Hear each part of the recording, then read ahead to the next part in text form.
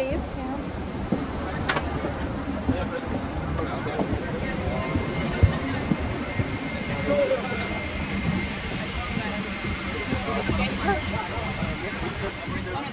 We're here with the founder of Access Protocol on the redacted air. Look at this madness. We're all partying on the plane from Dubai to Singapore. And we're in the first class. Look at this leg press action going on. It's a pleasure to meet you. Likewise.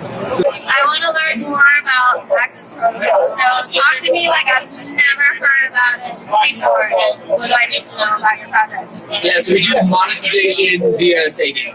So incentivized subscriptions that align incentives between creators and the subscribers. So basically, the whole idea is how can you reward users for subscribing to creators who deserve to get the most possible out of the people that are their super fans. So we introduced staking for subscriptions, products, and services. So the whole idea is you, YUNICE, could create a pool, and within that pool you have a product or service. It could be minting NFTs, it could be art, it could be research, writing, articles, whatever have you. And what happens is users stake our native token into your pool, and in return they receive whatever product or service you're offering. But both you and the user receive a split of the protocol inflation reward. So that's a 50-50 split between each of them, proportional to how much they've staked.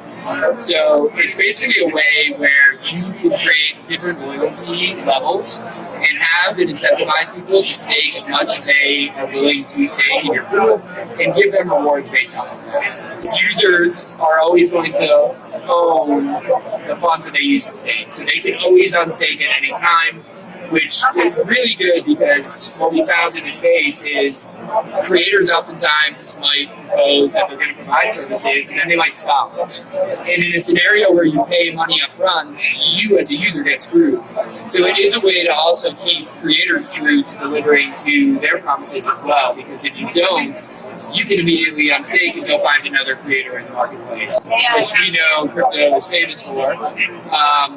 That's a way to kind of keep creators in check, because it is a really important balance, and one cannot exist without the other, and both need to prosper in order to have like a successful relationship. A symbiotic Yes. state with each other. Biology 101. Nice. So far the growth has been great. We work with a long range of creators. So anything from like publications, the Block, CryptoSlate, CoinGecko, on the larger side that all use us for their own like internal products and services, ranging to like the long tail creators. So artists, musicians, researchers, writers, poets, a few short film creators, all use some sort of variation of access. Right, because it's very open-ended. You can So any subscription base. exactly. Can So be a part it's of it. very generalized. So anyone or anything can use it. We have our own products that can be used out of the box for independent creators, but we also have like bespoke APIs that you can integrate into your own platforms as well. So how many OnlyFans girls do you? We have 0. How's that? We would support anyone that wants to build on top of Access their own OnlyFans products. We will not be doing that. But whoever wants to do it, hit me up for a grant. There's a grant. So, do you mint on there as well? Yeah, so we have a minting tool. Creators on our platform have minted over 5 million NFTs to their subscribers. There's 270,000 subscribers across, 270,000 active subscriptions, 210,000 subscribers across the ecosystem. So all of these artists have minted, 5 million NFTs. And you're able to basically use logic that we built in our platform in an out-of-box kind of product that we call Sketch. And you can basically mint on a bunch of different parameters. So you can mint to the top 10 subscribers that you have, or you can do a lottery based on the score of your subscriber base. So that's basically a loyalty metric. So the weight of your stake times the duration that you staked. So basically a way to just measure who's your most loyal supporter. And this is on Solana. Yes. The only way to actually scale this to the way that we actually believe that the content market is on a platform like Solana. So our whole idea is like content is the most prevalent thing that everyone in the world touches next to food and water. We have, 6 billion people on the internet? Food, water, doom scroll. It's literally, that's it though. It's kind of sad to say, but it's true. Is everyone interacts with content in some way, shape, or form every single day. Little turbulence. That was a big one. So yeah, like there's 200,000, users. I want to know where they from. So it's actually interesting. So you can break it down from like a user perspective and then a creator perspective. Yeah. Asia is definitely our highest growing market, especially on the publication front. Like where? Korea, Taiwan, China. Okay. On the creator front, specifically like publications. And I think that's really interesting because paying for content is something that just does not happen in Asia.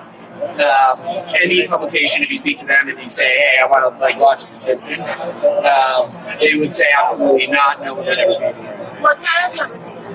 Alpha? Crypto publications, we have a bunch specifically in Taiwan, Bartempo, Grenade. News? Yeah, news. So semi-alpha? Semi-alpha, flash news. On the independent creator side, it's really interesting because the dynamics of the independent creator side that crypto is just enabled is pretty game changing for emerging economies. So Indonesia, India, Philippines, Nigeria, all massive areas where people can put a lot of time and effort into their art, and the money that they earn from Access or any other platform that uses these types of services monetization is meaningful to them, and they're able to grind and publish and provide value in ways that maybe people in more Western countries aren't. So I would say that those are probably on the NFT side specifically our highest growing areas. And then on the research, we have a bunch of independent researchers, KOLs that publish work and monetize and do paid group chats as well. And I'd say that that's pretty evenly distributed. Yeah, it's basically, well, not basically, but strong memberships. Yeah. Little cabals. Cabals everywhere. Cabals. And a stake, so learning interest while you stake for the artist and the contributor. It's imagine Netflix. We all have Netflix, but you're actually getting earnings back. And then you can name your own price tag, right? Yeah. And you can switch from Netflix to Hulu, for example, while retaining all your ownership. So that's kind of the massive value prop and improvement to consumer experience. And that's the thing, and that's it's one of the philosophical things that I get at is what is a follow, and how can we refine what a follow is to be something more meaningful? And my whole idea and thought is the closest thing to what is a Web2 follow on chain is a staking relationship. I believe that too, because the things going on base, the free mints, you know what I'm talking about? Music as well. We're just free minting. Art is free mint, so they're actually $3 because it's a fee. To me, that's collecting a keychain, collecting a sticker. That's cute. I feel NFT with all of its glory, there should be some way that we can justify why we're doing NFT. And that's a huge part of the staking protocol, or some sort of return. Make it interesting at least. Don't be a $3 store. There's an opportunity cost, and it's if I want to subscribe to someone, I have an opportunity cost, and I can stake that ATS anywhere else and get whatever other product or service, right? So what is the opportunity cost on a like or a free mint or a comment? It's pretty minimal. It's a second, 30 seconds if you're really getting into your feelings on the thirst trap post and want to make a nice comment. But yeah, staking is probably, in my opinion, the purest form of the non-chain wallet because there is a true opportunity cost and there is a true decision. Now, that decision may be pretty quick and that can happen in seconds, but there is still a financial aspect of the decision needed. Yeah. And there is true support that's part of it. So. Because a lot of artists know about finance. You know, there's that whole like sentiment where like it's almost shameful to talk about like, hey, I have this technology that maybe like my collectors can also be participating in.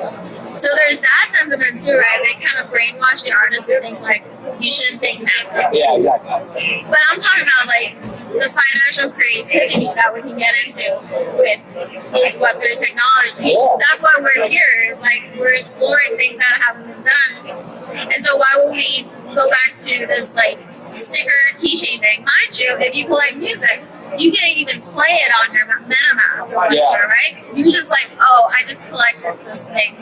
Yeah. I don't understand. It has to make sense. Well, that was a very deep dive. Is there anything else you want to tell? Check out Access. Support your favorite creators, whether it's on Access or elsewhere. Again, content is the most necessary thing that everyone touches next to food and water. Thanks, everyone. Tell them your name and handle and where to find you. At Andreas_Nicolos on Twitter. At Access Protocol on Twitter as well. Catch us on everything out there. Peace.